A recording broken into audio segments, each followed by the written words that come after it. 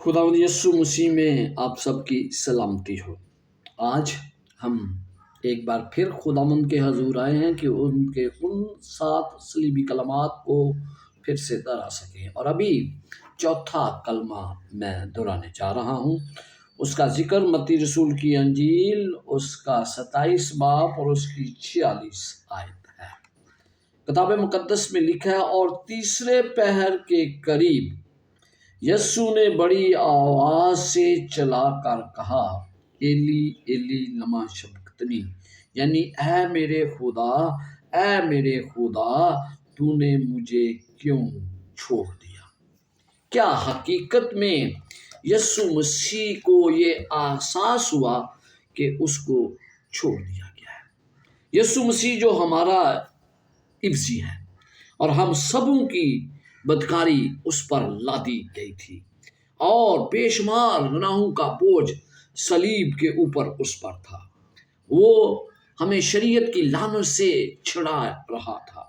तमाम आदम के गुनाहों का बोझ उसके दिल पर था। गुनाह के खिलाफ खुदा का गजब उस और बदी के खिलाफ उसकी नाराजगी का अज़ाब उसके बेटे के रूह के जरिए जाहिर हुआ, जिसकी वजह से वो सरसीमा हो गया। सारी उम्र यस्सु मसीह गुनाहगार नस्ल इंसानी के सामने खुदा के रहम और माफ करने वाली मोहब्बत का जिक्र करता रहा था।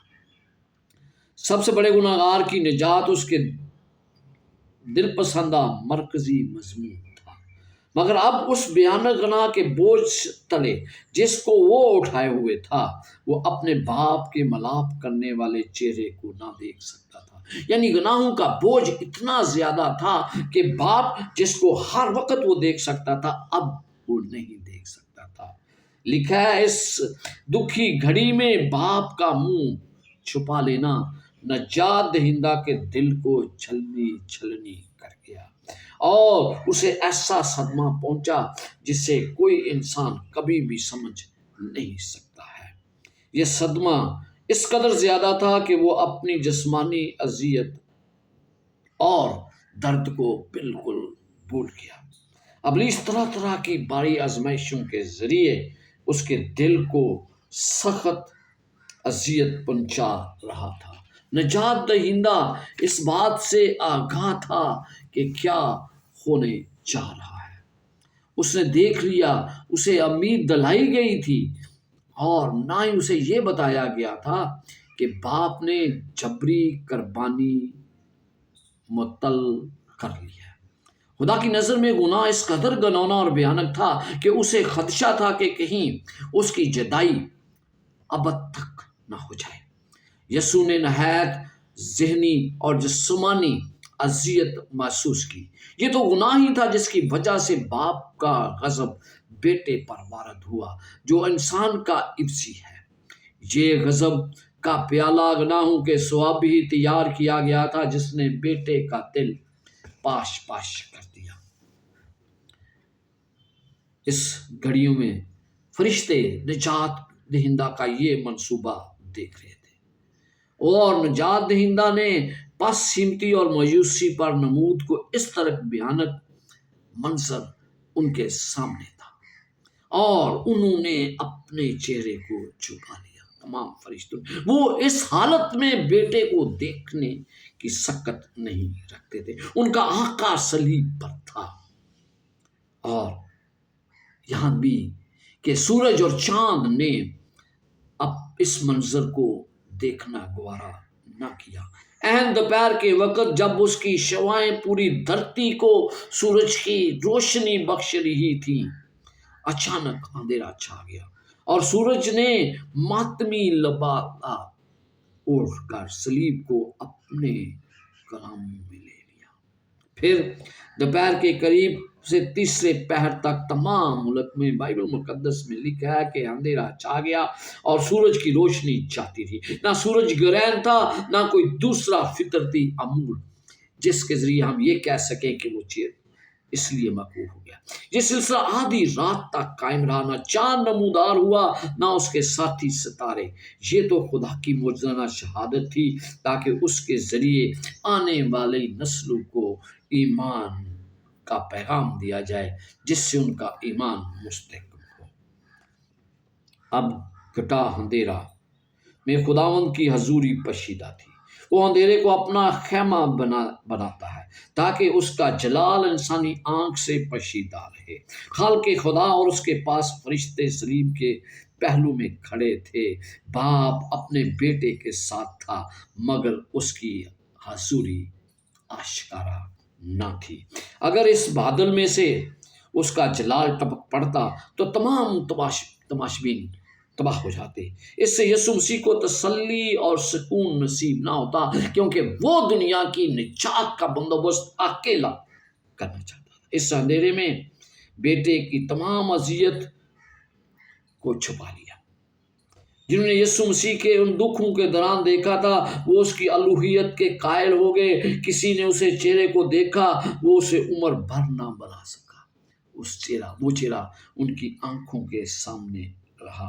عمر بھر وہ اس چہرے کو تکتے رہے، بالکل جیسے کاہن کے چہرے سے گناہ صاف نظر آتا تھا، اسی طرح یسوع مسیح کے چہرے سے معصومیت، فلاح بہبود، سکون اور معصلت ٹپکتی تھی، اور یہی خدا کی شوبی تھی جو یسوع کے چہرے سے عیاں تھی۔ مگر یسوع مسیح کے دشمنوں نے آسمانی نشانیت کی کچھ پرواہ نہ کی۔ بڑی دیر تک بھیڑ ٹھٹھے مارتی رہی تھی مگر اب وہ خداوند کے اس لبادے میں چھپا لیا گیا۔ ایسے معلوم ہوتا تھا جیسے کلوری پر موت کا سناٹا چھا گیا ہو۔ صلیب کے ارد گرد موجود بھیڑ پر انجانا خوف طاری ہو گیا۔ وہ ملامت جو وہ یسوع مسیح پر کر رہے تھے خوف کے مارے ان خلق میں اٹک کر رہ گئی۔ مرد و زن اور بچے سبھی زمین پر اندے گر گئے۔ بادل سے گاہے بگاہے کڑک کی آواز سنائی دیتی تھی جو دل کو ہلا دیتی تھی، اور اس روشنی میں صلیب اور نجات دہندہ دکھائی دیتا۔ کہنوں، سرداروں، ربیوں اور بھیڑ نے سمجھ لیا کہ اب ان پر قیامت ٹوٹ پڑی ہے اور انہیں اس کے کیے کی سزا ملنے کو ہے۔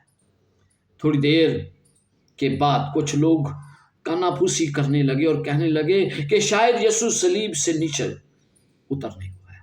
ان میں سے بعض نے واپس شہر کو بھاگ جانے کی کوشش کی اور خوف کے مارے وہ اپنی چھاتی پیٹتے اور ولولہ کرتے جاتے تھے۔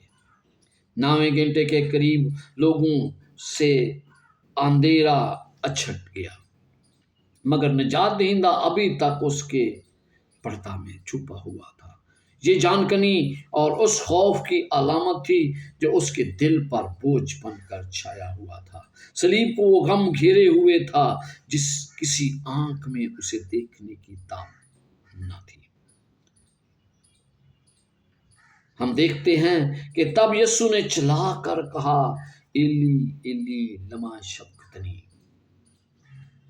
یعنی اے میرے خدا تم نے مجھے کیوں چھوڑ دیا۔ جب نجات دہندہ سے اندھیرا موقوف ہوا تو بہت سے لوگ کہنے لگے چونکہ اس نے خود کو خدا کا بیٹا کہا تھا اس لیے خداوند کا غضب اس پر نازل ہوا ہے۔ اور بتیرے جو اس پر ایمان رکھتے تھے انہوں نے اس کی مایوس کن آہیں سنی اور ان کی امید چاہتی رہی اگر خدا نے یسوع مسیح کو ترک کر دیا تو پھر اس کے پیروکاروں کا بھروسہ کہاں گیا۔ عزیزو، یہ آپ نے سنا، بہت سے لوگ اس کو دیکھ کر ایمان نہیں لائے تھے۔ کیا میرا اور آپ کا شمار آج کہ ان لوگوں میں تو نہیں جو ان تمام باتوں کو پڑھنے کے باوجود یسوع پر ایمان نہیں رکھتے؟ آئیں یسوع پر ایمان لائیں تاکہ ہم بچائے جا سکیں، کیونکہ نجات کا واحد راستہ یسوع مسیح اور صرف یسوع مسیح ہے۔ خداوند آپ کے ساتھ اور آپ کو برکت